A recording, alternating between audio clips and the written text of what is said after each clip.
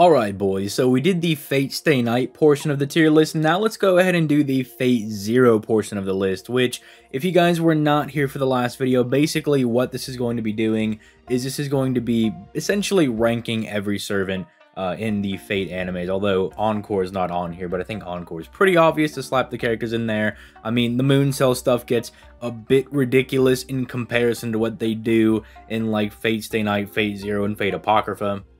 So if you're going off of like raw power scaling, goober talk, it's pretty much going to be like anybody from the Moon Cell greater than anybody on the planet. And then, well, then there's FGO, which just takes all of that and just throws it all in the trash can and says that's all fodder in comparison to me. So that's why I'm kind of breaking it up in this way. And yeah, we just have about 5 servants to do for this video because Artoria and Gilgamesh's placements aren't really going to change. In fact, if anything, they're more going to be solidified in this video. So, before we begin, all that good stuff of, you know, like the video if you enjoy, subscribe to the channel if you want to see more power scaling content. I'm actually doing this just because it's an easy, guaranteed video for me to do. I like talking about Fate. It's, you know, just truth be told, not very hard for me to go ahead and impart my Fate power scaling knowledge onto people. And then it also gives me time to work on larger videos. Like, for instance, I watched Transformers Armada recently. I thought it was actually really good, so I'm going to be doing a video on Optimus Prime from Armada. I'm working on a Transformers Prime, Optimus Prime video as well, so those are in the works. I have some other Bleach videos kind of cooking. I haven't really read as much Bleach recently as I've been wanting to. I've been doing a reread, and I'm at the very end of the Soul Society arc, so maybe I'll probably do stuff involving the Soul Society arc going forward. You may see those in the future. Have some Dark Souls videos in the works as well, and an Aizen vs. Madara video. Although, Aizen vs. Madara, I'm not going to lie to you guys, I'm actually pushing off a lot more because I want to finish my reread of Bleach, and I would like to read Naruto again in all of its entirety. So, those are some upcoming projects. If you enjoy that, just look forward to that on the channel. But, without further ado, let's just go ahead and talk about these 5 servants down here. And really, this shouldn't be all that hard to do because each of these characters are pretty easy to fit into places. For instance, Diarmuid is pretty comfortably right next to Artoria. Now, I hold Diarmuid in a slightly higher regard than Artoria, just considering how their first match went. You know, they were both essentially at full power, and Diarmuid essentially just beats Artoria through outskilling her. Even when Diarmuid only has one of his lances, he's still able to hold his own with Artoria when she only has one arm. You can debate back and forth as to whether or not you think having, you know, one less Noble Phantasm or one less arm is more important. Artoria didn't seem to think it was all that big of a deal that she only had one arm, and Diarmuid also didn't seem to think it was all that big of a deal. You can try to say they're both equally nerfed, which is kind of like what the narrative is implying with that fight, as beforehand Diarmuid was kind of beating Artoria a little bit. But if you read the novelization, they both clearly have a lot of respect for one another, and they both hold each other in high regard. The only kind of bad thing about that, or I guess it's kind of funny if you don't know, is that Diarmuid is Fion's goon, basically, right? It's essentially like he's the right-hand man of their version of the Knights of the Round Table. So it's kind of sad that Artoria is really only equal or rivaling the right-hand man of a different, you know, Round Table-esque thing. Kind of just makes Fion look really chatty by comparison, but I mean, as he should be. To be fair, if you look into Fion's lore, which maybe we'll do later on, like if we do like, I don't know, power scaling all of the Lancers or something, right? We just do all of those in one video. You can comment if you want to see something like that. I'd be more than happy to do stuff like that as well. I love scaling the Fate characters, as you guys know, but yeah, it's just a little embarrassing for Artoria that she's kind of scaling. It's almost like, imagine if Fion, like the head of his round table, was equal to Gawain or something, right? Because Gawain is like Artoria's right-hand man, right? Lancelot's a bit of an exception, as we'll talk about in just a second, but it's just a little weird. But yeah, it's pretty consistent that they're depicted as being rivals. Diarmuid slightly takes the cake in the first match that they have, but yeah, they're pretty much rivals. And they're supposed to be kind of like the quote-unquote normal tier servants for Fate Zero. In fact, that brings it to another servant that we have over here, Iskandar. Iskandar is actually supposed to be Gilgamesh's rival, and it's actually quite arguable as to whether or not Iskandar could have beaten Gilgamesh on the bridge. And you might be saying, but like, well, I feel like Gilgamesh pretty much had that fight in the bag. How would Iskandar win? One of the main things that people forget about is that prior to the fight with Gilgamesh, Iskandar fought Artoria, and Iskandar refused to go all out against Artoria because he doesn't see her as a worthy rival. So he was like, I'm simply just going to use the chariot against her, and Artoria beat him to the draw by slashing Excalibur onto the chariot and destroyed it. Now, people don't understand how strong this chariot is. The novelization actually says that Iskandar's chariot, just by like passively existing, exudes more energy than both Diarmuid and Artoria's full powers combined. It's pretty insane. I mean, as you would expect it to be. I mean, it's literally a gift from Zeus. So, I mean, we know that Zeus is pretty crazy in FGO now that we've seen him. So, yeah, Iskandar is not to be taken lightly. He's quite insane. Other things that kind of back up the fact that Iskandar is this rival to Gilgamesh and could possibly beat him comes through other material like Fate Extella, where we actually learn that while Iskandar and Gilgamesh are on the same team under Altera, Iskandar's constantly goading Gilgamesh into a rematch, but Gilgamesh does not want to take that rematch, right? Even though Iskandar is actually nerfed in Fate Extella, he's slowly reclaiming the use of his body throughout his side story. And funny enough, while he's still not at full power, Iskandar actually beats Karna, who is also considered to be a rival or equal to Gilgamesh, right? So that's just some interesting things to take into consideration. Another way that the novel frames this is that when Gilgamesh and Lancelot are fighting, Artoria and Diarmuid kind of look at that fight and they're like, we can't fight these people. These are like almost transcendent of where we are right now. They view the fight between Lancelot and Gilgamesh as something they would not be capable of doing, whether it's fighting Lancelot or it's fighting Gilgamesh, right? They don't think they're in the same power level as those other characters. And then literally immediately right after that, Iskandar just like runs over Lancelot and nearly kills him. And then throughout the series, he and Gilgamesh have banter where they acknowledge each other as equals and they consider each other their worthy rivals. So it's pretty apparent that he should be this high.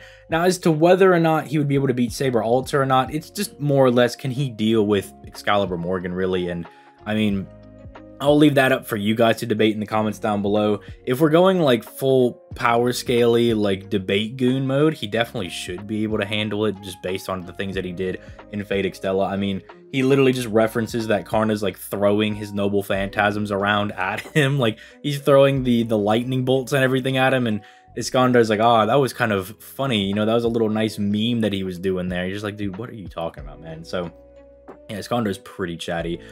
Next, we can talk about Lancelot. Now, for Lancelot, I'm actually going to establish an A+ tier because Lancelot doesn't really fit in EX, but he doesn't exactly fit in A either because he's definitely like substantially above a lot of these characters over here. And this all might also change for someone like Ku as well based on Ku's other showings, but I'll determine if I want to bump him up or not. But here's the thing with Lancelot, is that Lancelot is like depicted as this guy who can fight Gilgamesh, who people like Artoria and Diarmuid view as like this transcendent, they could never even hope to just scratch a hair on his chinny chin, yet Lancelot is over here scrapping with Gilgamesh. Now, the novel does say that while Lancelot is holding his own against Gilgamesh, that if Gilgamesh were to open up the gate of Babylon further, you guys may be knowing what the scene I'm referring to, where Tokiomi actually calls Gilgamesh to retreat. They actually say that in that scene, Lancelot would have been overwhelmed and he would have been killed. So it is like he is a rival to Gilgamesh, like he can kind of contend with him, but he's not quite there. So it's kind of like this weird limbo space where it's like you can fight these people, but you're not quite on their level, but you're definitely above the people below you, because you can even do direct comparisons between like how Gilgamesh performed, or how like Lancelot performed versus Gilgamesh versus how Heracles performed versus Gilgamesh, right? Like Heracles literally got completely overwhelmed, and while you can try to argue things like, oh, maybe Ilia wasn't there, or Gilgamesh says he would have fought better, it's just, I don't know, it just doesn't make a whole lot of sense that it would have gone any better, given how well Gilgamesh is able to just completely and utterly destroy people like Heracles. Like he's just, as in his own words, completely overflowing with ways to kill heroes. Yet Lancelot is actually able to do fairly well against Gilgamesh, and actually, if you wanted to argue, required Gilgamesh to fully open up the gate of Babylon to actually stop him, which is pretty crazy. And then they don't say that he would just outright lose there, they just say eventually he would get overwhelmed, right? Which is insane as well, because that means that Lancelot can actually compete against the fully open gate of Babylon. It's just he would eventually lose the fight, right? Which is very interesting. Heracles versus Lancelot's also like an interesting debate to have. I'm planning on doing a video on that if people want to see that. Again, you can comment that in the comments down below if you would like to see Lancelot versus Heracles. I believe I still have the thumbnail already made, so it's just a matter of actually recording that video. But yeah, he just fits more in this tier. Someone like Ku might also fit more in this tier. The only reason this looks a little awkward is, like, even though I think Ku is kind of like this A+ servant in the way that he's depicted in Fate Stay Night and in other media, because he has similar feats where, like, he's depicted as a rival to Gilgamesh in extra media, like in Fate Extella Link in the end of his story. It's implied by both, like, Gilgamesh and Ku that they're, like, really looking forward to this rematch fight that they're going to have. So apparently the first fight that they had for 12 hours was so good that Gilgamesh was looking forward to round 2, even if he thinks he's going to win it. So it looks like this is fine. The only issue is that Heracles has, like, a very odd hacks where it's like Ku, just because he doesn't have diversity, can't permanently put Heracles down, because if you don't know, you have to kill Heracles in different ways every time, or just outright obliterate him. There are arguments that, based on how powerful we know runes to be now, that Ku could definitely just one-shot Heracles with runes. It just calls into question why he didn't do that in Fate Stay Night, or why that never really came up. It might just be hindsight of the Fate series. It might just be Nasu going back and being like, actually, runes are going to be super OP. And he's like, yeah, but Nasu, like, what about all those times you could have used runes in Fate Stay Night? You're like, well, I don't know. Like, it's a very weird thing that Nasu is kind of retroactively doing with the runes. But it's like, how you would, like, explain it in the most simple way is that Ku is definitely in this rival tier. He's definitely above them.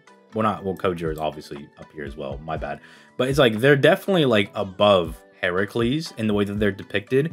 The issue is that they don't have a way to permanently kill him, right? So it's almost like, imagine you have character A and you have character B. Character A is, like, city level, right? They're pretty strong, right? And then character B is, like, town level. So clearly, character A is stronger, but character B has this immortality or something, right, where they can't be killed by any of character A's abilities. So character A for all of time could just smash them into the ground, but they would never kill them. We would still say character A is stronger than character B. It's just character B has some kind of hacks that's preventing them from being killed, right? They just have a really notable hacks, but this is more of a power scaling type thing of who's stronger than who. So yeah, going off of that, these should definitely move up here. And obviously, for people that haven't watched the other video, Kojiro moves up with Ku because Ku is very wary of fighting Kojiro. He's very just straightforward about how Kojiro is someone that he really wants to avoid fighting. He even, in fact, says that he would rather take on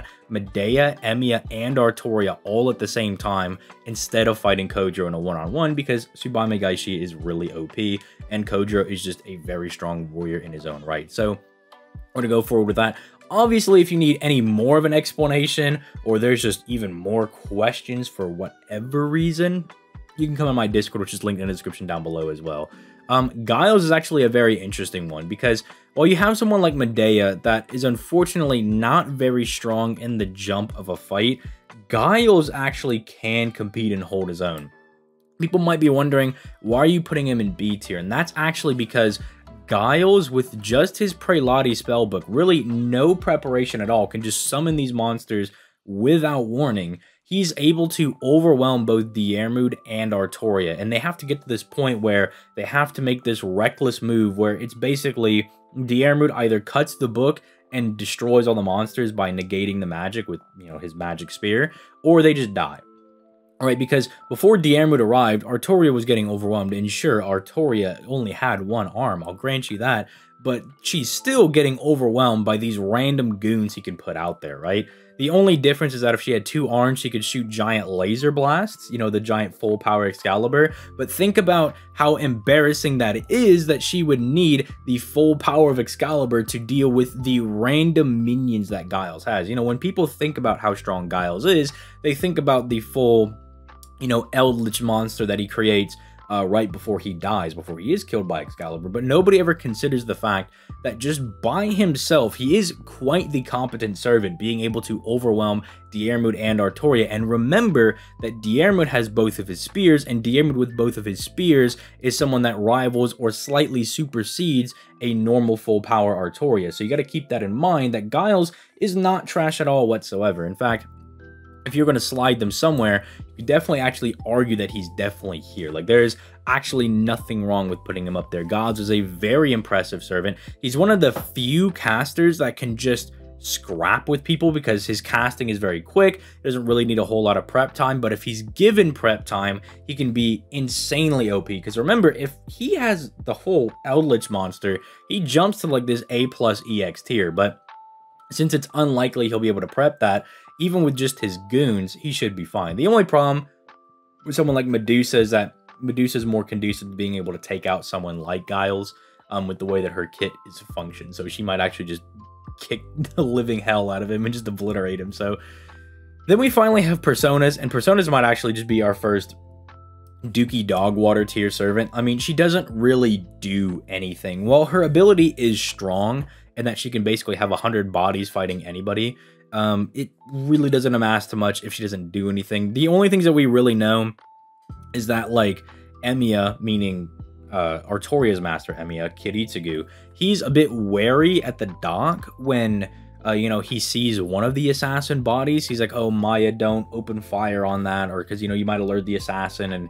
you know, you can't handle the assassin. But Maya's not super strong in her own right. I mean, she literally gets folded by Kirei, and we actually learned from one of the interviews that Kiritsugu and Kirei are considered to be as strong as, like, lower tier servants. Like, they're likened to the ability of being able to take on, like, a caster or an assassin. So if the best thing that really, like, Personas has going for her is that, like, oh, I can beat Maya, who's weaker than someone who's considered to be a low-class servant, it just doesn't seem like she has very good feats. I mean, she gets negged by Iskandar. That's not really an anti-feat considering, you know, Iskandar's way up here, but it's like she doesn't really have a whole lot of fights. You know, she fights Gilgamesh in, like, the first episode and gets obliterated when Gilgamesh just throws a sword in the hand of one of her Personas.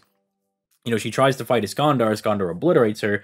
The only thing that maybe you could grant Personas is that when Personas appears at the banquet, Artoria looks a little flustered or, like, concerned, but you could obviously liken that to the fact that there's 100 people showing up and Artoria is just a little wary that, oh, that's a lot of people to deal with. You know, my master's right here. I need to be very careful. You can liken it to a lot of other things that are going on then instead of her just being worried about Assassin's power level, right? Like, she's not concerned about how strong Assassin is. It's just more the circumstances she's under. I mean, you gotta also remember that, like, in that scene, Artoria is next to Iskandar and Gilgamesh, who, again, remember that Artoria thinks that, like, Gilgamesh is this transcendent fighter that she has no chance of beating, and now Iskandar's here, the rival of Gilgamesh, and they're both just roasting the hell out of her and just calling her trash. I mean, for all she knows, they're just gonna murk her right here and get on with the Grail War. So this is how it's looking right now. Next video, we're going to go ahead and incorporate some of the Fate Apocrypha servants. I don't want to do this once per week. It's just kind of turned into once per week because I did it last Sunday and now I'm doing it this Sunday. So maybe Apocrypha will come next Sunday. Who knows? I like to get it done a bit quicker though, because I do like doing these videos. Not just wanting to get them out quicker, quote unquote. It's just I'm excited to do these, but let me know your thoughts in the comments down below, boys. You guys can let me know what you guys think. Again, Discord is in the description if you need some type of explanation as to why certain characters are where. I think I gave a pretty valid explanation for everything. I think, you know, there's nothing too out of the loop here. Just adding A+ with Lancelot and then bumping up Ku and Kojiro with the explanation I think is fine. But yeah, I think Fate Zero is actually one of the more straightforward ones to power scale because they actually give you tiers, right? They tier them like you have Hassan, you have, like, the Artoria Diarmuid tier, you have the Lancelot tier, and then you have, like, this Transcendent God Servant tier, and then everybody else kind of fits into the different areas. And with Guiles being able to overwhelm Diarmuid and Artoria, you know, he kind of just fits in with them. So with all that being said, boys, I'll probably see y'all in a couple of days with that Optimus Prime video. Hope you guys are looking forward to that. It's definitely a lot stronger than I thought he was going to be. So, you know, if you like giant mecha dudes, or you like the only, well, maybe, I don't know if it is the only anime Transformer series out there, but I don't know. If you like anime and you like giant mechs, maybe check out Armada so you have more context for the series. But with all that being said, finally gonna get out of here. You guys have yourselves a nice day. Peace, late guys.